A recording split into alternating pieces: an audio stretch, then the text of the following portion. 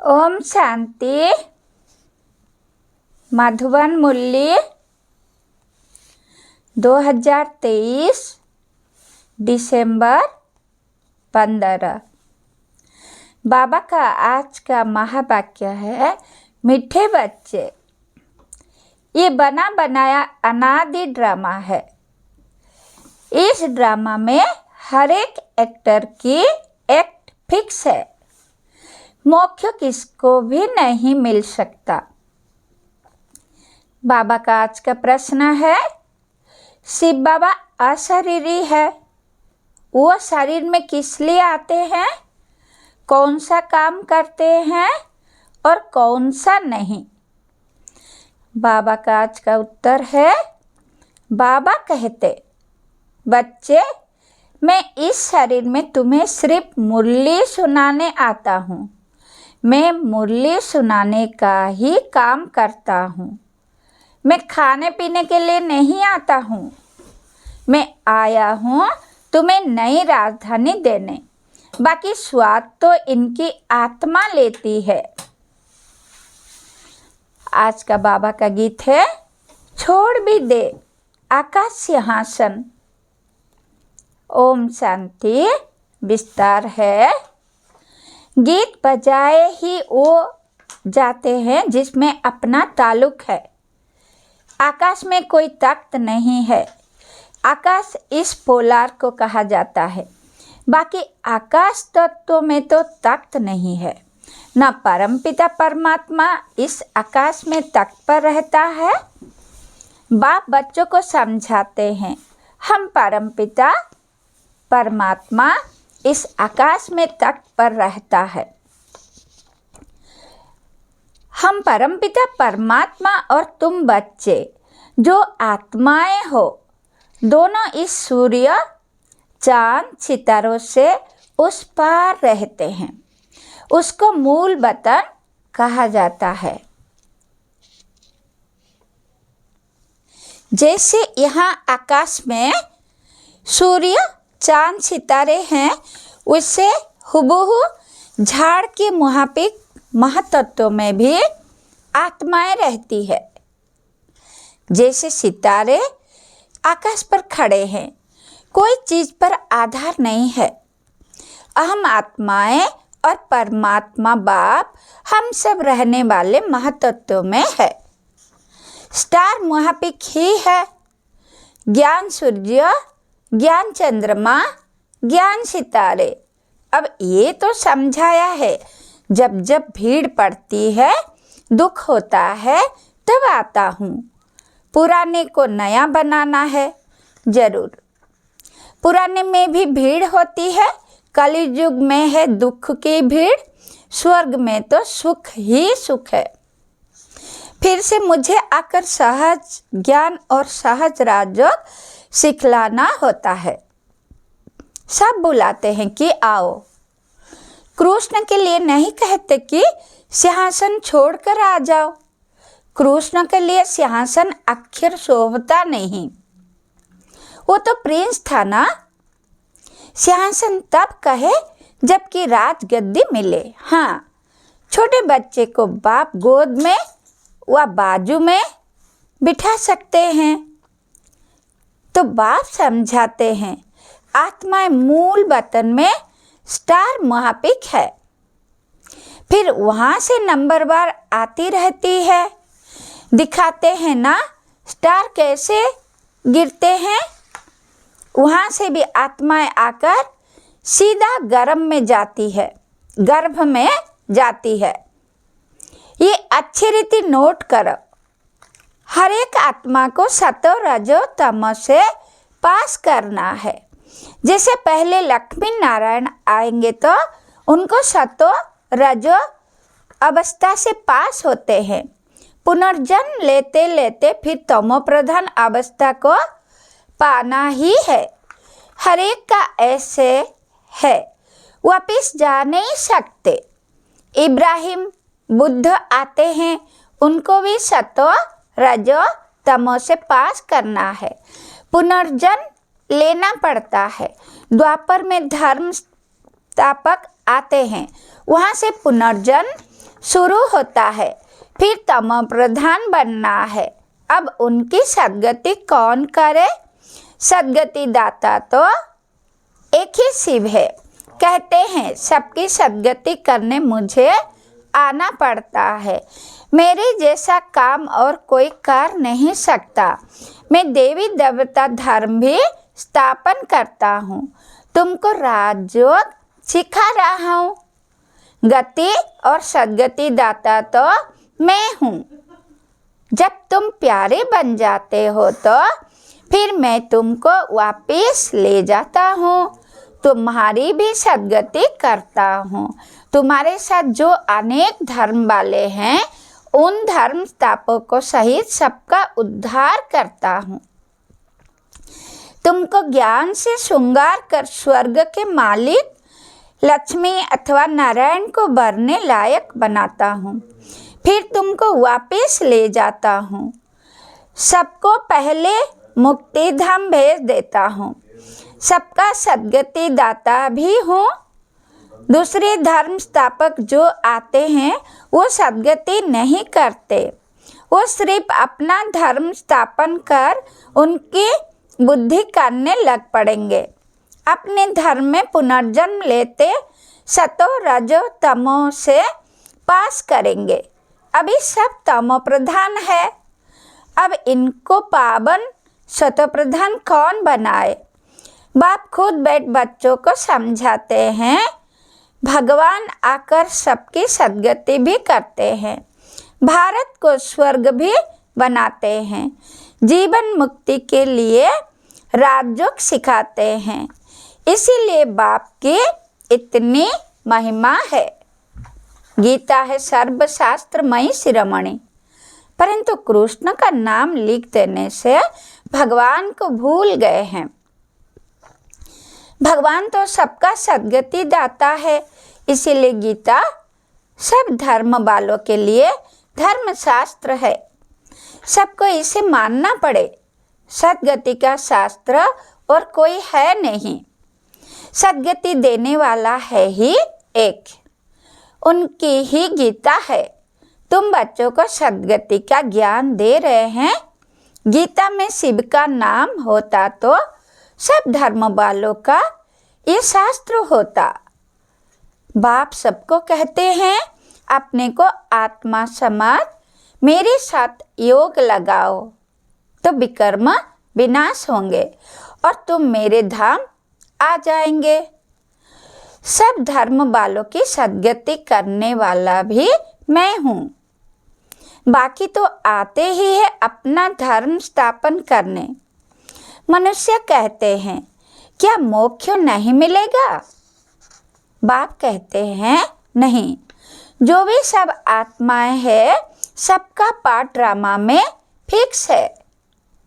किसकी एक्ट बदल नहीं सकती। हर एक की पूरी एक्ट का अनादि ड्रामा बना हुआ है। ड्रामा अनादि है। उसका आदि मध्य अंत नहीं है। सृष्टि की आदि सतयुग का कहा जाता और अंत कलियुग का कहा जाता है। बाकी ड्रामा का आदि अंत नहीं है। ड्रामा कब बना ये नहीं कह सकते। ये प्रश्न उठ नहीं सकता। बाबा ने समझाया है कि और जो भी शास्त्र है उनसे हर एक ने आकर अपना धर्म स्थापन किया है। सद्गति नहीं की है। उन्होंने तो धर्म स्थापन किया। उनके पीछे वृद्धि होती गई। कितने कितने गुह्य पॉइंट्स है। ऐसे निबंध लिखने जैसी है। यहाँ गोपोड़ा की बात नहीं। हार जीत का ये ड्रामा है। सतयुग में परमात्मा को याद करने की दरकार नहीं। परमात्मा को याद करे तो फिर ये बातें भी समझे कि हम ब्राह्मणों को उसने रचा है। तुमको तो सम्मुख बतलाते हैं कि मैं रचता हूँ। ये ब्राह्मणों की नई दुनिया है, संगम की। चोटी को तो कोई नहीं जानते। विराट रूप बनाते हैं। उसमें देवता, क्षत्रिय, वैश्य, शूद्र दिखाते हैं, ब्राह्मणों को भूल गए हैं। सतयुग में देवताएं, कलियुग में शूद्र। संगम युगी ब्राह्मणों को जानते नहीं। ये राज बाप आकर समझाते हैं। बाबा कहते हैं पवित्रता बिगड़ कभी धारणा नहीं हो सकती। बाबा समझाते हैं कितने ढेर वेद शास्त्र है, परिक्रमा दिलाते हैं।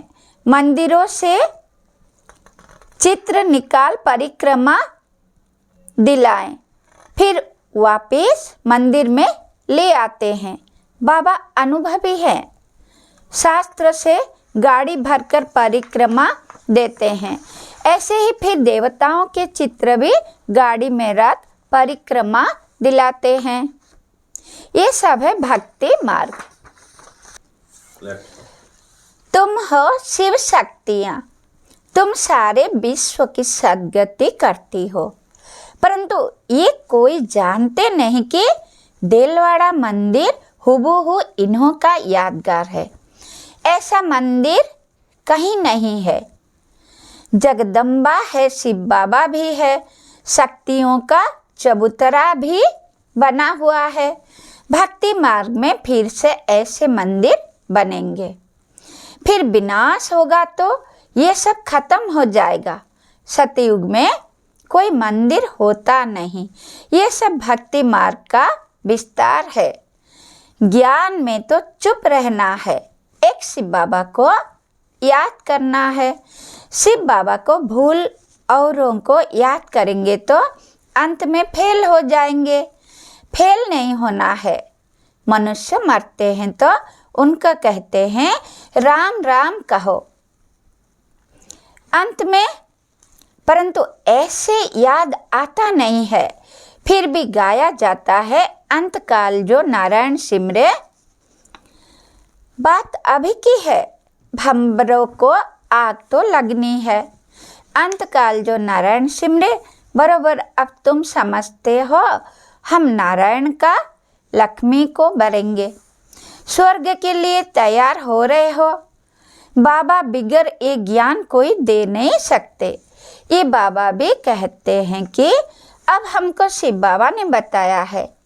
इनको शक्ति सेना व पांडव सेना कहा जाता है। पांडव नाम है महारथियों पर, शक्तियों की फिर शेर पर सवारी दिखाते हैं। तो बाप कहते हैं जैसे कल्प पहले सहज राजयोग सिखाया था, हुबहू इसी प्रकार सिखा रहा हूँ। जो भी एक्ट चलती है कल्प कल्प वही चलती वही चलेगी। इनमें फर्क नहीं पड़ सकता। फिर कल्प कल्प ये पाठ चलेगा। बाबा कहते हैं तुमको गुह्य गुह्य बातें सुनाता हूँ। पीछे क्या होने वाला है सो तो फिर पीछे सुनाएंगे ना। अभी सब सुना दूं तो क्या बस वापिस चला जाऊं? अंत तक नई पॉइंट सुनाते रहेंगे। हम गीता की महिमा बहुत करते हैं, परंतु इस गीता व महाभारत में तो हिंसक लड़ाई आदि दिखा दी है। अब लड़ाई तो है नहीं, तुम्हारी तो है योग बोल की बात। अहिंसा का अर्थ कोई भी नहीं जानते। सिर्फ स्त्री को नरक का द्वार कह दिया है। वास्तव में नरक का द्वार तो दोनों है। अब उनको फिर स्वर्ग का द्वार कौन बनाए? वो तो भगवान की ही ताकत है। ये गीत बाबा ने बनवाए हैं, फिर बनाने वालों ने कोई ने ठीक बनाया है, कोई ने रंग बनाया है, मिक्स कर दिया है। रात के राही थक मत जाना, ऐसे ऐसे गीत मैंने बनवाए हैं। तो यहाँ की बातें और है। गौशाला भी है, वनवास भी है, परंतु अर्थ नहीं समझते। हमने किसको भगाया? क्या किसको कभी कहा था कि कराची में चले आना? पूछो इन शक्तियों से। ये ड्रामा में पार्ट था। जिन पर सितम हुए तो चले आए। तो राइट क्या है वो बाप बैठ बतलाते हैं। शास्त्र में तो जो लिखा है वो है भक्ति मार्ग। उनसे तो मेरे से मिल नहीं सकते, मेरे पास आ नहीं सकते, मुझे तो गाइड बन यहाँ आना पड़ता है। कहते हैं ऐसा तन क्यों नहीं लिया जो गृहस्थी ना हो।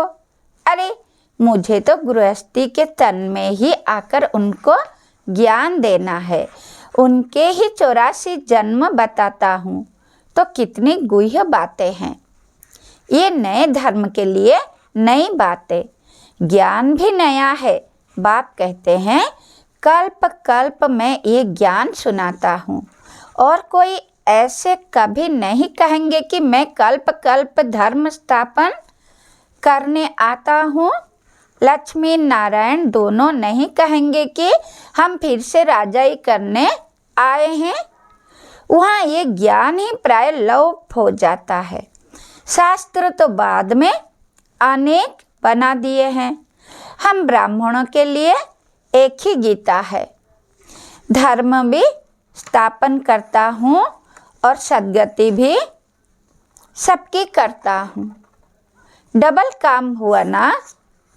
अब हम जो सुनाते हैं वो राइट है या उन्हों का राइट है, सो तो तुम जानते हो मैं कौन हूँ। मैं ट्रूथ हूँ। मैं कोई वेद शास्त्र नहीं सुनाता हूँ। फल इसने पढ़े तो बहुत हैं, परंतु वो सुनाते थोड़े ही हैं। ये तो शिव बाबा नई नई बातें सुनाते हैं। वो तो अशरीरी है, सिर्फ ये मुरली सुनाने का काम करने आते हैं, न कि खाने पीने आते हैं। मैं तो आया ही हूँ तुम बच्चों को फिर से राजधानी देने। स्वाद इनकी आत्मा लेती है। हर एक का धर्म अलग है। उन्हें अपना धर्म शास्त्र पढ़ना है। यहाँ तो ढेर शास्त्र पढ़ते रहते हैं, सार कुछ भी नहीं है। जितना पढ़ते रहते असार संसार होता जाता है। तमो प्रधान बनना ही है।